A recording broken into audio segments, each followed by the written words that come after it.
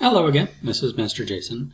We're going to finish up our shark drawing real quickly. We're going to draw the environment in which the shark lives. That means its home. A shark lives in the water, specifically the ocean, so we're going to draw that. Now, an easy way to show that something lives in water is to draw wavy lines. So we're going to draw some wavy lines showing some of the different layers of the water or currents or flow. And these are just gentle wavy lines. I'll show you a couple of them here. You're going to draw a wavy line. Goes up and down and up and down all the way across the page. And remember, we're still drawing light so that if we need to erase, it's easy to do. We're going to draw another wavy line above that one. Similarly, you're going to just go down and up. But when you get to the shark, stop. And we're going to imagine where it goes through the shark, down and up. So right here it would come through. And then we'll finish up here. And then we'll do another wavy line up here. They don't have to be the same pattern, it's water. So we're going to do a different way. We're going to start up and down, up and down, up, and start back down. So that's a good number of lines to show that the shark is underwater. Another way to show that you're in an ocean environment is to draw the bottom. So we're going to draw a curved line across from one side of the page all the way to the other, lightly, because we're going to do some erasing. And just draw a curved line. And that'll be the sandy bottom. And to show that it's the ocean and not, a fish tank or some strange place, let's draw some things that we would see at the bottom of the ocean. One of those things that we might see might be coral. So on this side, we're going to draw what's called an organic line, or sometimes you just call it a squiggly line. We're start just below where the sand starts, and just draw a squiggly line. Yours does not have to look just like mine. It's a squiggly line. So I'm going to draw a squiggly line, almost like deer or moose antlers. And you're just going to draw this line. And then when you come back to the bottom, leave it open.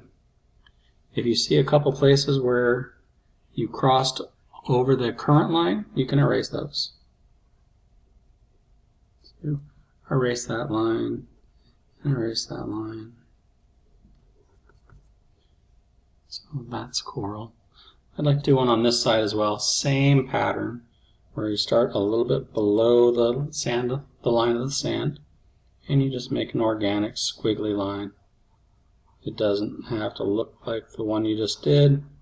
It's a different piece of coral altogether. And it's fun. That gives you a chance to be creative and draw squiggly lines. The couple of places where I crossed over the current line, I'm just going to gently erase those. I drew lightly, so they erase really easy. And that's our coral. A couple other things that we might see at the ocean bottom. How about a shell? We start by drawing an oval. And then at the back of the oval, just draw a triangle. And then 3 lines. A V shape, and then one straight down the middle. And then a curved line. That's a simple shell. And to make it look like sand, draw some dots. Just anywhere you want. Some small dots, some bigger dots for some bigger rocks, and that's your ocean bottom.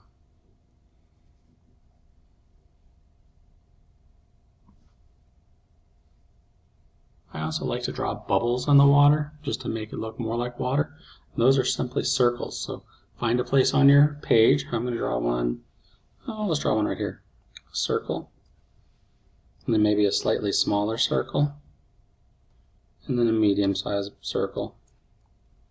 And here's the trick to making it look like a bubble, is on the side of the circle, draw a curved line. I'm going to do that to all 3 circles. I'm going to bring it closer to the camera so you can see what I did. Hopefully it won't shine through. You see how I drew the curved line inside the circle? Kind of makes it look like a bubble. I'm going to draw another couple of sets of bubbles over here. Circle, circle, circle. Curved line in the same direction as the other ones. And that gives us some bubbles. And the very last step to make it look like an underwater scene is we're going to add a fish. I've got a lot of space up here. I'm going to draw the fish there. Still drawing light.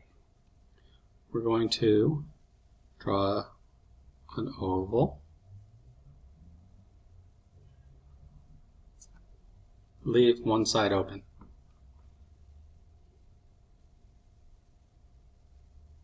Actually, that's kind of a football shape.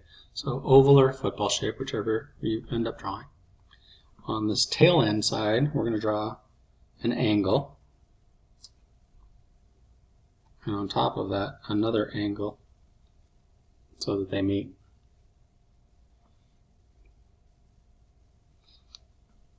About halfway from the front to the back, we're going to draw a half circle and erase the line in the middle. Over here, on this along this curved line, we're just going to draw an angle.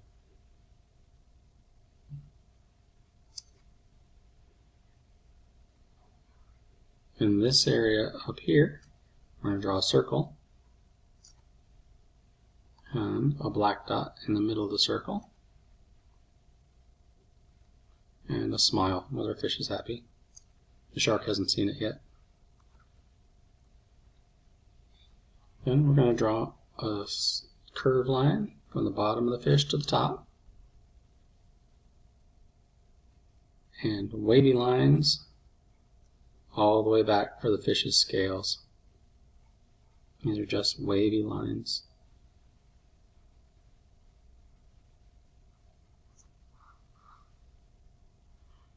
And on the top of the fish, draw a curved line. And that's your fish. The last things to do on our shark drawing here, we're just about done, is we're going to color it in. And we can darken the lines. Now that we've drawn it, we've done our guidelines using light lines. You may want to go over some of the lines and make them darker. But that's up to you. If you're happy with how it is, you don't have to make it darker. So I'm going to pause the video. I'm going to color my picture and then show you what it looks like. So I'm going to be back immediately as I pause it, but I'm going to pause now and then show you what it might look like when you're done. And that is what the picture would look like if you colored it like me. However, it's your artwork, it's your creation, it's your way of expression. So I encourage you to color it any way you choose. You can make the shark any color you choose. I want to see how you're feeling, how you choose to express yourself. So this is just my example. So that's drawing a shark for this week. I would love to hear suggestions on what you might want to draw next week. I figure in the Zoom sessions we can talk about that when there's some free time, and I'll start planning the next art lesson. Thank you so much, and I will see you in class.